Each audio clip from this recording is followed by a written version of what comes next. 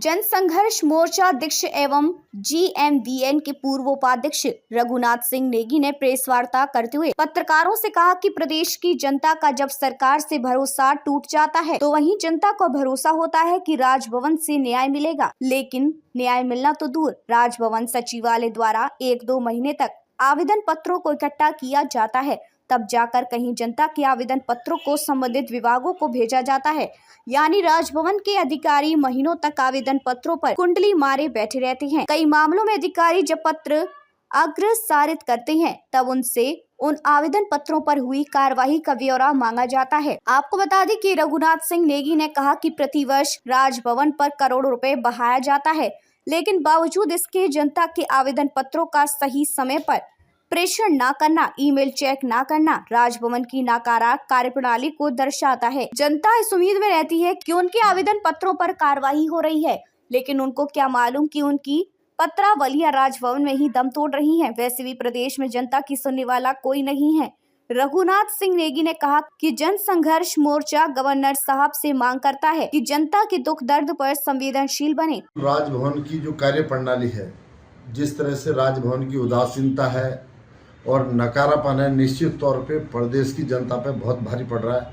आप देख सकते हैं, जनता जब सरकार से निराश हो जाती है, अधिकारियों से निराश हो जाती है, तो उनकी उम्मीद रहती है कि राजभवन से हमें न्याय मिलेगा। लेकिन आप देख सकते हैं, राजभवन से न्याय मिलना तो दूर, 2-2 महीने तक जो जनता के आवेदन पत्र है, जो उनकी मांग पत्र है, वो राजभवन को प्रेषित करते हैं। लेकिन अधिकारी जो राज्यपाल सचिवालय है, अधिकारी इतने निकम्मे हो चुके हैं कि 1-1 महीने तक तो मेल तक चेक नहीं कर रहे हैं, जो रजिस्टर्ड डाक होती है उसको तक चेक नहीं कर रहे हैं। आगे कार्रवाई क्या होगी इसका आप अंदाजा लगा सकते हैं। ये तमाम दस्तावेज राजभवन के कोई 2 महीने से जब इनसे कहते हैं कि आपने क्या कार्रवाई करी, उसका ब्यौरा उपलब्ध कराएं, तब जाकर के कहीं राजभवन से पत्र अग्रसारित होते हैं। ये बड़ा दुर्भाग्यपूर्ण है।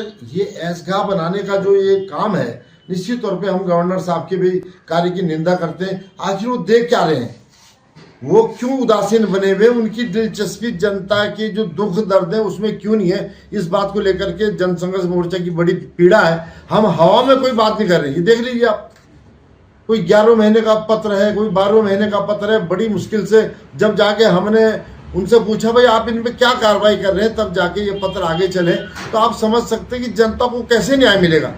वैसे भी हालत यह है कि जनता की जो मांग है, जो उनके आवेदन पत्र हैं, जो उनकी शिकायती पत्र हैं, उन पर तो कार्रवाई हो ही नहीं रही है शासन में। लेकिन अगर राजभवन भी इतना उदासीन हो जाएगा तो निश्चित तौर पे इस राजभवन का कोई औचित्य नहीं है। ये सिर्फ और सिर्फ आज ऐशगाह बनकर रह गई है, मौज मस्ती सैर सपाटे का एक केंद्र बनकर रह गया है। तो ये बड़ा दुर्भाग्यपूर्ण है। हम फिर गवर्नर साहब से मांग कर रहे हैं, आप थोड़ा संवेदनशील तो बने। जनता बहुत परेशान है, उनके आंसू पहुंचने का आप काम करो, नहीं तो हम बहुत जल्दी जो है राजभवन के खिलाफ फिर ईंट सीट बजाने का काम